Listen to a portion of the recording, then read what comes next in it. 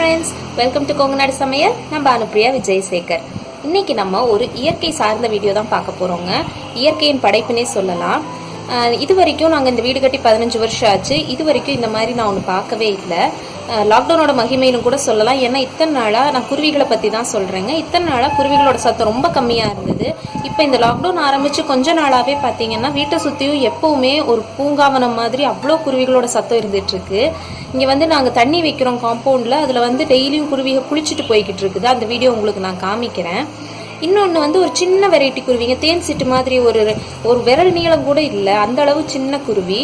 ஆனால் இங்கே வந்து நாங்கள் செம்பருத்தி வெத்தலை கொடி வச்சுருக்கோம். வெத்தலை கொடியில் உட்காந்து டெய்லி நைட்டு வந்து ஊஞ்சல் மாதிரி ஆடிக்கிட்டே தூங்கும்.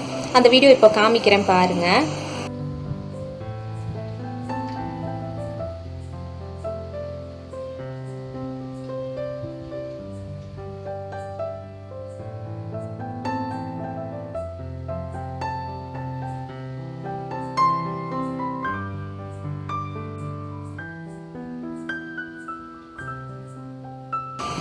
பார்த்தீங்க இல்லைங்களா எவ்வளோ அழகாக தூங்கிட்டு இருக்குன்னு.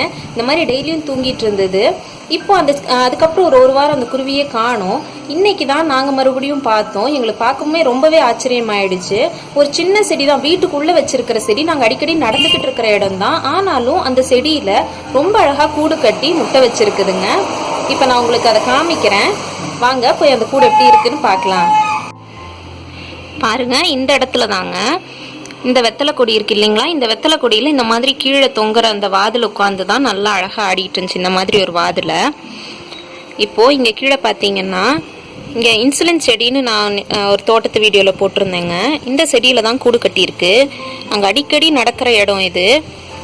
தெரியுதுங்களா எவ்வளோ அழகாக கட்டியிருக்கு பாருங்கள். மேலே ஒரு இலை இருக்குது. அதனால் இது வந்து அந்த இலைக்கு கீழே வேறு யாருக்கும் தெரியாத மாதிரி கட்டியிருக்கு. இப்போ அந்த குருவி இல்லை,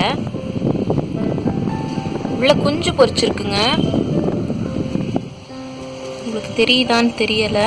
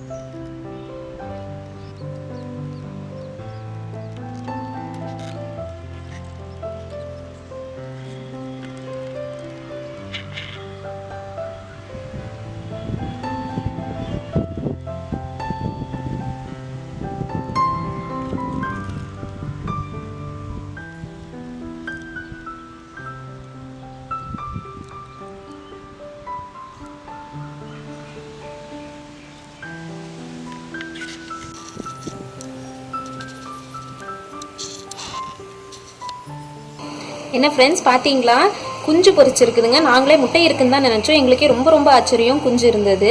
ரொம்ப அழகாக இருக்குது. 3 குஞ்சு இருக்குது. உங்களுக்கு வந்து 2 தான் காமிக்க முடிஞ்சது. பட் உள்ள ஆக்சுவலாக 3 குஞ்சு இருக்குங்க. ரொம்பவே அழகாக இருக்குது. அம்மா குருவி வந்து வெளியில் பறந்து போயிருக்குது. வரும்போது ஒரு சில சமயம் புழு அதெல்லாம் கொண்டு வந்துட்டுருக்கு குருவிகளுக்கு குஞ்சுகளுக்கு ஊட்டுறதுக்கு போல். உங்களுக்கு அந்த வீடியோ முடிஞ்சால் கிடச்சதுன்னா நான் உங்களுக்கு போடுறேன். இப்போ நான் அடுத்து உங்களுக்கு காமிக்கிற வீடியோ வந்து நாங்கள் எங்கள் காம்பவுண்டில் தண்ணி ஊற்றி வைக்கிற வீடியோங்க. தண்ணியை நாங்கள் டெய்லி ஒரு 5-6 தடவை ஊற்றி வைப்போம். அதில் ரெகுலராக பெரிய குருவிகளே வந்து குளிச்சுட்டு போயிருதுங்க. குளிக்கும்போது இருக்கிற தண்ணி ஃபுல்லாக வெளியில் தள்ளி விட்டு நாங்கள் மறுபடியும் ஊற்றி வைப்போம். இதே ப்ராசஸ் ரெகுலராக நடக்குது. உங்களாலையும் முடிஞ்சதுன்னா ஒரு சின்ன இடத்துல உங்களுக்கு குருவிகளுக்கு குடிக்கிறதுக்காக அட்லீஸ்ட் கொஞ்சம் தண்ணியும் ஒரு சின்ன குண்டால தானியங்களும் போட்டு வைங்க. குருவிகளுக்கு ரொம்பவே ஹெல்ப்ஃபுல்லாக இருக்கும்.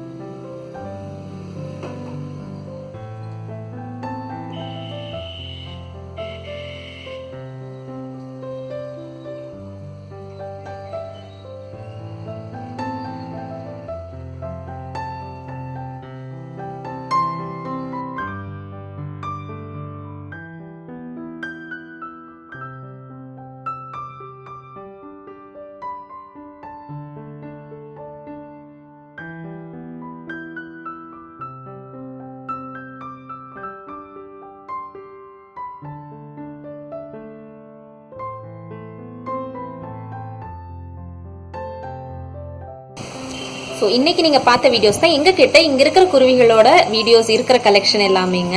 இன்னும் வேறு ஏதாவது வீடியோஸ் கிடைச்சதுன்னா உங்களுக்கு கண்டிப்பாக இதே வீடியோவில் ஆட் பண்ணி உங்களுக்கு நான் அப்லோட் பண்ணுறேன். அந்த குருவியோட வீடியோ வந்து எனக்கு ஃபோட்டோ தான் கிளியராக கிடைச்சிது, வீடியோ ரொம்ப கிடைக்கல. பட் எந்த குருவி அப்படிங்கிறது உங்களுக்கு நான் காமிக்கிறேன்.